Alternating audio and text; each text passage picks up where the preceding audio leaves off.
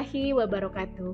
Salam sukses kepada Bapak dan Ibu tim asesor penilaian sertifikasi dosen 2025. Perkenalkan, nama saya Meci Nilamsari MAB sebagai dosen administrasi bisnis Sekolah Tinggi Ilmu Administrasi Adabiah Padang dengan NUPTK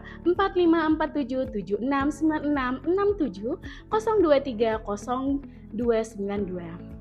Video pembelajaran ini saya buat adalah sebagai bidang pengajaran dalam pernyataan diri dosen dalam unjuk kerja Tridharma Perguruan Tinggi atau PDD UKTPT Sertifikasi Dosen 2025. Adapun bidang keilmuan saya yaitu skopnya di e-commerce dan juga kewirausahaan. Mata kuliah yang saya ampuh adalah e-commerce, kewirausahaan, kreativitas dan inovasi, serta analisis kelayakan bisnis. Pada mata kuliah ini atau video pembelajar ini saya mengambil mata kuliah e-commerce dengan bobot SKS 3 SKS dengan 16 kali pertemuan yang terdiri dari 2 SKS teori dan juga 1 SKS praktik.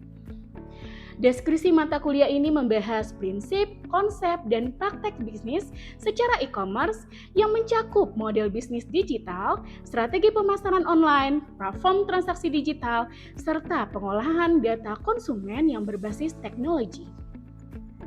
Adapun CPL yang dibebankan kepada mata kuliah ini secara e-commerce yaitu CPL pertama mampu menunjukkan integrasi dan etika profesional dalam aktivitas bisnis digital. Yang kedua, menguasai konsep dan prinsip dasar bisnis secara pemasaran yang berbasis digital.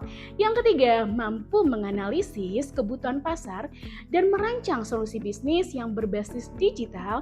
Yang keempat, mampu menerapkan media digital baik website, marketplace, dan juga media sosial untuk pemasaran dan juga transaksi. Capaian pembelajaran pada mata kuliah ini atau CPMK, yang pertama mahasiswa mampu menjelaskan konsep dari model bisnis secara e-commerce. Mahasiswa juga mampu menjelaskan kebutuhan pasar dan menyusun strategi pemasaran digital. Yang ketiga, mahasiswa mampu menggunakan berbagai platform digital baik dari marketplace ataupun dengan media sosial untuk mendukung proses bisnis. Yang keempat, mahasiswa mampu mengidentifikasi isu-isu etika, tanggung jawab secara sosial, dan menganalisis transaksi digital untuk mengevaluasi meningkatkan kinerja bisnis. Topik perkuliahan pada e-commerce ini ada e-commerce dan evaluasi bisnis digital, infrastruktur teknologi dan platform, e-commerce, strategi pemasaran, marketplace, website untuk toko online, media sosial sebagai sarana dan prasarana untuk interaksi konsumen, etika dan privasi konsumen, serta nantinya akan ada presentasi proyek pada akhir perkuliahan e-commerce ini seperti studi kasus atau proyek secara nyata. Di sini saya menggunakan metode DII yaitu Delivery, Interaction, and Assessment. Ada dua metode yang saya gunakan yaitu dengan metode pembelajaran secara tradisional dan juga metode pembelajaran secara interaktif atau student center. Metode pembelajaran secara tradisional saya melakukan dengan ceramah interaktif di mana saya sebagai dosen akan menyampaikan materi tentang teori dan konsep dasar dari e-commerce. Sedangkan untuk metode interaktif atau student center, saya akan melakukan diskusi secara kelompok yang interaktif. Mahasiswa nanti akan menemukan problem based learning atau masalah dari aktual e-commerce yang ada pada sekarang ini. Dan selanjutnya akan ada rujukan referensi yang saya berikan nantinya kepada mahasiswa. Ada rujukan utama yaitu dari buku yang telah saya buat. Yang pertama adalah Intelijensi Bisnis Digital, Manajemen Pemasaran Digital, Transformasi Pemasaran Digital, dan juga Bisnis Startup, serta fenomena bisnis AI. Nah, literatur ini bisa mahasiswa dapat dari e-book ataupun dari berbagai literatur yang ada. Selanjutnya ada juga referensi pendamping yaitu dari Kotler, Kartajaya, dan Setiawan 2021 tentang Marketing 5.0, Technology for Humanity. Dan mahasiswa juga bisa cek literatur pada Google Scholar, saya sendiri. Dan mahasiswa juga bisa mencek literatur nantinya pada Google Scholar yang ada tentang materi e-commerce itu sendiri. Di sini saya mempunyai rubrik penilaian nantinya, di mana partisipasi dengan kehadiran mahasiswa itu sebesar 10%, tugas individu kelompok 15%, presentasi proyek dari digital itu 10%, ujian tengah semester atau UTS 25%, ujian akhir semester 25%, dan praktik penggunaan platform secara digital itu 15%, sehingga totalnya 100%. Berikut video pembelajaran saya. Selamat menyaksikan. Assalamualaikum warahmatullahi wabarakatuh. Waalaikumsalam. Bagaimana kabarnya mahasiswa saya hari ini? Alhamdulillah. Baiklah, pada siang ini kita akan mempelajari atau mata kuliah hari ini e-commerce. Tentunya sebelumnya kita belajar tentang yang namanya branding kan ya? Untuk produk digital kita kan? Nah, sekarang kita mempelajari tentang strategi pemasaran secara digital. Tapi, sebelum kita mempelajari tentang yang namanya strategi pemasaran digital, kita berdoa dulu sesuai dengan keyakinan kita masing-masing. Berdoa dimulai.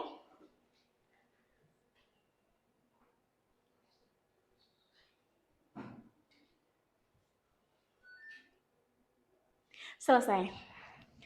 Oke, baik. Untuk absensi sudah Ibu taruh di ketua, silakan ketua dijalankan absensinya dan silakan nanti diambil absensi. Seiring berjalannya waktu, nanti kita akan mengisi absensi dan juga menampilkan materi-materi yang ada. Baiklah, sekarang materi kita adalah tentang pemasaran, strategi pemasaran melalui media sosial. Untuk pelajaran atau mata kuliah dari e-commerce ini, di mana nanti akan ada munculnya definisi dan konsep dasar apa itu tentang strategi media sosial. Sebenarnya, pemasaran digital adalah pemasaran yang menggunakan media sosial. Gunanya untuk sebuah produk dan juga layanan. Layanan ini biasa berupa jasa ataupun layanan yang mereka servis kepada para konsumen-konsumennya melalui digital. Nah, termasuk seperti apa? Media sosial, email marketing, habis itu apalagi mesin pencari, dan juga website. Ada lagi tentang konsep yang namanya konsep pemasaran secara sosial. Konsep pemasaran secara sosial seperti apa? Yaitu proses penggunaan platform media sosial dan juga seperti yang namanya meningkatkan brand awareness. Sebelumnya kita udah pelajari tentang brand awareness kan ya? Seperti salah satu contohnya, kita pergi ke warung, tahu-tahu harus, sekarang kan lagi panas-panasnya nih, kita pergi ke warung, lagi haus sekali. Kira-kira pada saat di warung, pasti kita akan menanyakan kepada pemilik warung, Bapak dan Ibu ada aqua tidak? Benar nggak? Benar nggak?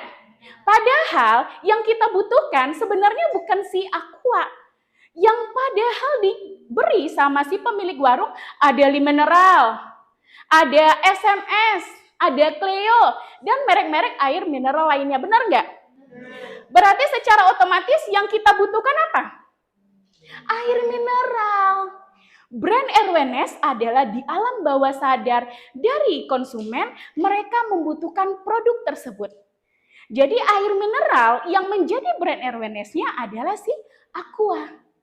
Secara otomatis, Aqua sudah menjadi market leader di air mineral. Oke, paham ya brand awareness ya? Terus apa lagi salah satu contohnya tentang brand awareness? Ada yang tahu? Pepsodent, apa lagi? Rinso. Ibu kita lagi nyuci baju, benar nggak? Ternyata pada saat nyuci baju, Nak, tolong dong pergi ke warung. Apa yang habis? Rinso habis. Benar Rinso yang habis? Tidak. Yang habis apa? Sabun cuci baju, deterjen yang habis. Pepsodent lagi di kamar mandi, yang habis apa? Odol gigi.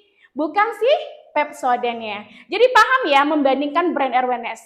Nah, brand awareness ini bisa dibangun dari konten marketing yang kita pelajari tadi. Pemasaran secara media sosial. Nah, itu dia salah satunya. Oke, lanjut. Kita akan bahas nantinya perkembangan media sosial pada saat ini. Pada tren saat sekarang ini. Tahukah teman-teman mahasiswa semuanya, saudara-saudara semuanya, di mana sekitar 4,2 miliar, penggunaan media sosial meningkat secara tajam. Bahaya nggak? Begitu luar biasanya media sosial, benar nggak? Iya.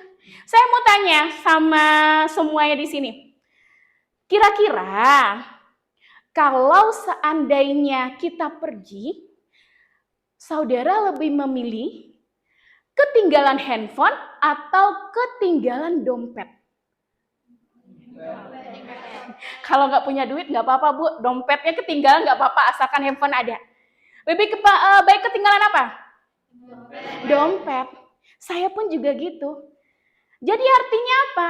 Dalam satu genggaman, semuanya bisa mencakup dalam kehidupan sehari-hari. Benar nggak?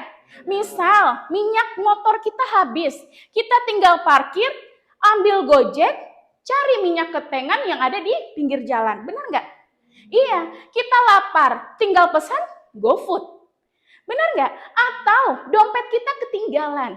Tinggal telepon orang rumah, tolong maksimkan dong dompetnya kita, perlu banget nih. Benar nggak? Iya, berarti istilahnya apa? Media sosial memang sudah menyeluruh pada kehidupan kita sehari-hari tanpa dipungkirin itu. Salah satunya seperti itu. Nah, media sosial itu sangat diperlukan.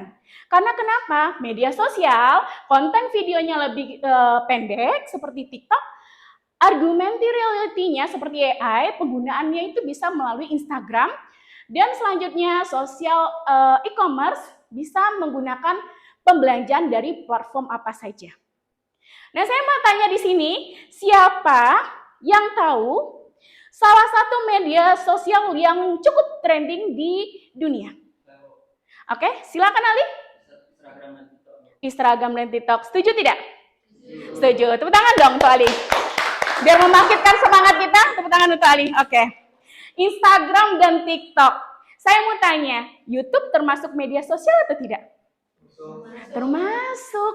Coba saudara pikirkan, kalau kita ketemu sama adik-adik kita yang generasi Sigma, rata-rata mereka bilang seperti apa? Kalau udah besar mau jadi apa? Mereka bilangnya apa? YouTuber. Mereka bilangnya apa? Konten kreator. Benar nggak? Tanpa dipungkiri, menjadi konten kreator, YouTuber, itu adalah salah satu pundi-pundi untuk mereka bisa meningkatkan bisnis atau perkembangan usahanya. Paham ya? Nah, seperti itu. Jadi, itulah yang nantinya dapat meningkatkan perekonomian atau meningkatkan laju pertumbuhan dari bisnis itu sendiri. Oke? Masih semangat? Masih. Kita lanjut. Nah, dari keempat platform di atas, kira-kira mana yang paling sering saudara gunakan? TikTok. Saya yakin TikTok karena anak milenial ataupun Gen Alpha itu paling suka yang namanya TikTok. Kalau ibu-ibu kita sukanya apa sih? Facebook. Makanya selalu kita bilang ada ibu-ibu Facebook. Nah, kalau YouTube ini biasanya orang-orang apa? Anak-anak yang ya bocil-bocil ya, atau mungkin yang benar-benar dia seorang konten kreator rata-rata. Nah, seperti itu. Tapi orang rata-rata mengambil keuntungan dari yang namanya TikTok dan juga Instagram. Jadi paham ya penggunaan media sosial. Keempat dari media sosial ini akan berbeda-beda fungsi dan kegunaannya. Salah satu contohnya, keunggulan dari TikTok, videonya lebih kreatif dan vitalitas dari videonya itu lebih tinggi, lebih bagus hasil videonya. Dan mudah memasukkan template dari video tersebut. Nah, itu dia salah satunya. Oke? Oke. Selanjutnya, ini ada media sosial. Media sosial dan marketplace itu sangat berbeda. Kenapa saya bilang berbeda? Kalau media sosial, itu yang kita bilang tadi, Facebook, Instagram, TikTok, dan juga YouTube. Kalau marketplace, itu salah satunya seperti apa? Tokopedia, apalagi? Shopee, Lazada. Terus apa lagi? Banyak ya. Banyak sebenarnya salah satunya. Di luar negeri pun juga seperti Alibaba, itu juga merupakan salah satu dari marketplace. Mereka dua hal yang membangun hubungannya dengan audiens, tapi dua hal yang berbeda. Media sosial bermain dengan video dan konten, sedangkan marketplace lebih banyak bermain dengan foto-foto produk, seperti itu. Langsung klik, langsung bayar. Sedangkan kalau TikTok, kita melihat review-review terlebih dahulu. Nah, itu dia salah satunya. Paham ya? Nah, habis itu ada yang namanya segmentasi target audience. Segmentasi target audience ini berdasarkan dua. Berdasarkan apa saja? Di atas? Demografi dan psikografis.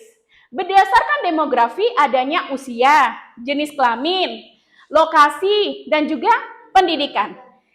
Oke, saya mau bertanya nih sama mahasiswa semuanya di sini. Kira-kira kalau saya membuka baby shop, tahu baby shop ya? Toko bayi ya, pakaian bayi ya. Kalau saya membuka baby shop, kita lihat dari segi usia. Dari umur berapa? 0 sampai 7 tahun. Kita keep. Oke, 0 sampai 7 tahun. Terus jenis kelaminnya apa lagi? Perempuan dan laki-laki. Boleh. Terus apa lagi lokasinya? Penuh keramaian? Dia dekat rumah sakit? Boleh, dekat rumah sakit. Terus apa lagi pendidikannya? Available ya. Karena bisa SMA, bisa S1, S2, ataupun S3, bahkan profesor pun bisa. Benar nggak yang jadi konsumennya? Kita keep keempat ini. Tadi kata teman-temannya, Bu, usianya itu 0 sampai 7 tahun, Bu. Apakah mungkin anak-anak yang baru lahir dia nonton TikTok? Mama nggak usah beli pamper saya udah nonton TikToknya nih. Saya akan beli TikToknya. Apakah mungkin? Tidak. Berarti yang menjadi target marketnya kita adalah siapa yang membeli produknya kita dan yang menonton konten marketingnya kita. Paham? Berarti nilai siapa? Orang yang membeli produknya kita kan? Berarti kira-kira umurnya dari mana? Yang masa produktif, 15 sampai 30 masih termasuk rendah. 55 masih bisa. Karena ada nenek yang sayang dengan cucunya kan? Iya, itu yang saya bilang. Ternyata dia ada iklannya di Facebook. Kan ibu-ibu sekarang suka Facebook, nenek-nenek suka Facebook. Orang tua saya saja sudah punya TikTok. Benar nggak? Berarti otomatis sebagai apa? Konten marketing tadi. Paham? Oke, itu dia salah satunya. Dan kalau dari lokasinya tempat keramaian dan juga rumah sakit. Pendidikan terakhirnya yang tadi S1, SMA, dan lain-lainnya. Oke? Oke. Kira-kira ada yang ditanyakan dari ini? Boleh, silakan Anes. Saya akan bertanya kepada Ibu. Keluarga saya mempunyai sebuah usaha toko kosmetik. Nah, kira-kira kalau dilihat dari segi demografis seperti usia, jenis kelamin, lokasi, dan pendidikannya, untuk wilayah Sumatera Barat, target pasar yang cocok untuk toko kosmetik tersebut seperti apa, Bu? Oke. Keluarganya Anes lagi buka usaha kosmetik. Kira-kira Bu, dari segi demografisnya, apa sih Bu yang cocok untuk toko kosmetiknya keluarganya saya? Kita bahas dari segi usia. Kira-kira yang suka kosmetik dari segi usia berapa? Yang produktif saja. Ya remaja lah ya. Umur berapa? Sama. 15 tahun sampai 60 tahun masih ada yang pakai lipstik tidak? Masih. Nenek-nenek gaul pasti ada yang pakai lipstik, benar nggak? Iya, karena itu tadi kecanggihan dari teknologi tadi yang mereka akan membutuhkan produknya tadi. Terus habis itu apa lagi dari jenis kelamin? Perempuan. Laki-laki kira-kira bisa tidak? Bisa. Kalau dia berprofesi sebagai MUA, makeup artist, masuk nggak dia beli produk kita? Masuk. Lokasinya otomatis yang lebih produktif dan yang terjangkau dari tempat keramaian. Nggak mungkin kita jualan kosmetik di daerah pegunungan.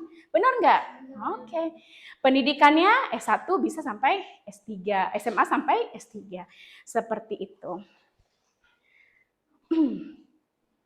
Ini konten yang efektif. Konten yang efektif ada yang namanya call to action, harus mempunyai gambar dan juga video, dan juga disesuaikan dengan platform yang digunakan. Seperti itu. Nah, Ibu ada video untuk sebuah konten. Baiklah, untuk materi ini kita akan mengadakan diskusi kelompok Nanti Ibu akan bagi dua kelompok, ada kelompok pertama dan juga kelompok kedua. Ibu ada video alternatif yang nanti akan saudara bahas. Video tersebut udah jelas ya videonya tentang kopi ya. Sebelum kita melihat videonya, silakan untuk membagi kelompoknya. Oke, silakan. Dan untuk diskusinya kita makan waktu sekitar 30 menit ya untuk diskusinya. Oke, silakan untuk melakukan kelompok. Oke, silakan. Hari ini Bu ada video. Kami sangrai dengan suhu rendah agar tetap mempertahankan kandungan herbal alami. Setelah itu, biji ditumbuk perlahan menggunakan alat tradisional. Kemudian kami ayak untuk menghasilkan bubuk yang halus dan siap seduh. Tak ada bahan kimia, tak ada mesin besar. Hanya dedikasi dan kearifan lokal yang kami jaga sejak awal. Inilah kopi herbal XYZ, diracik dengan hati untuk kesehatan dan semangatmu setiap pagi. Silakan follow blog TCN dan komen mau dong jika kalian ingin from generatornya. Nah, ini juga salah satu nantinya kita bikin video konten kreator tentang video produk nantinya pada akhir perkuliahan kita. Untuk diskusi sekarang ini, kelompok 1 silakan mencari call to action dari produk kopi ini. Oke? Sedangkan kelompok 2, carilah storytelling dari produk kopi ini. Saya tunggu 30 menit dari sekarang, silakan berdiskusi dan silakan berdiskusi. Oke, baiklah. Sudah selesai ya semuanya ya. Untuk call to action dengan storytelling ya. Oke. Sekarang kita akan membahas terlebih dahulu call to action. Dari kelompok 1 siapa yang ingin menjawab? Oke, silakan Ocha. Oke, kami dari kelompok 1 akan membahas tentang call to action dari produk kopi. Contohnya tuh, pesan sekarang dan rasakan sensasi kopi terbaik dari biji pilihan. Dan yang kedua, klik tombol beli dan nikmati kopi premium di rumahmu. Yang ketiga, datang langsung ke kedai kami dan rasakan sendiri aroma kopi yang berbeda.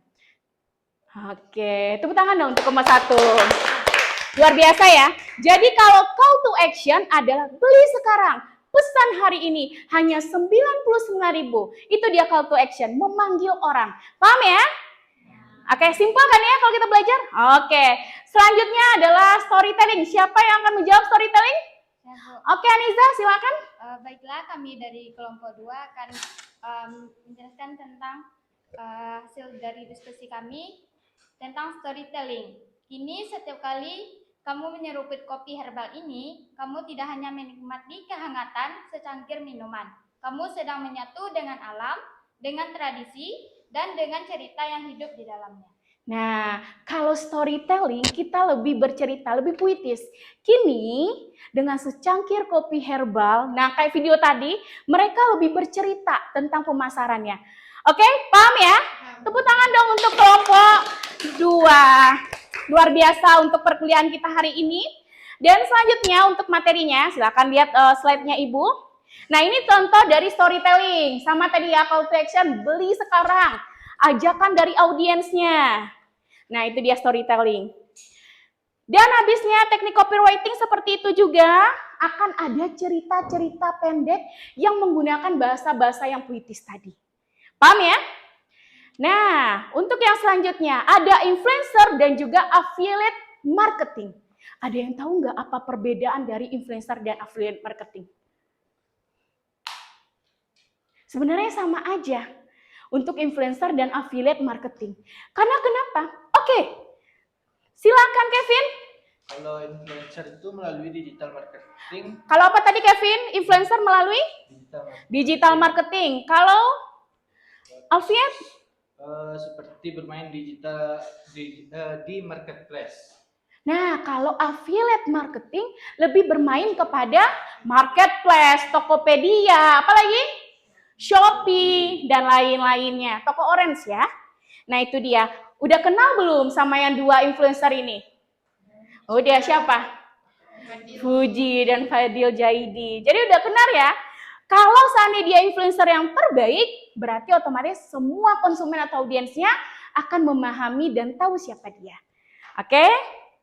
Nah, untuk selanjutnya, hati-hati untuk menggunakan hoax ataupun black campaign dan adanya etika digital dalam sebuah bisnisnya kita. Tidak boleh menyebarkan hoax dan menghindari spam agar orang atau konsumennya kita tidak jadi privasi nantinya kalau terlalu banyak spam. Nah, ini studi kasusnya bisa merupakan dari contoh UKM berbasis digital. Nah, seperti itu, seperti makanan, minuman, dan juga Facebook Ad nantinya. Bisa menggunakan dari Facebook Ad. Ini adalah salah satu buku referensi ataupun buku rujukan yang nanti saya berikan kepada mahasiswa. Mahasiswa jangan lupa untuk membaca buku referensi ini. Ini adalah buku dari kutipan yang telah saya buat. Yang telah saya buat bukunya ada transformasi digital, fenomena bisnis AI, pemasaran digital, media sosial, bisnis, startup, dan intelijensi digital. Semua tentang e-commerce ada pada buku yang telah saya buat ini. Nah, untuk kesimpulan dan sarannya, siapa yang ingin membacakan kesimpulan dan saran hari ini? Oke, Zaki, silakan. Baik, kesimpulan dan saran yang kita dapat dari pembelajaran hari ini atau perkuliahan hari ini, e-commerce melalui digital marketing telah berevolusi kita dengan cara berbelanja dan berbisnis, menawarkan kemudahan dan jangkauan pasar yang luas, serta dapat efisiensi yang belum pernah terjadi sebelumnya.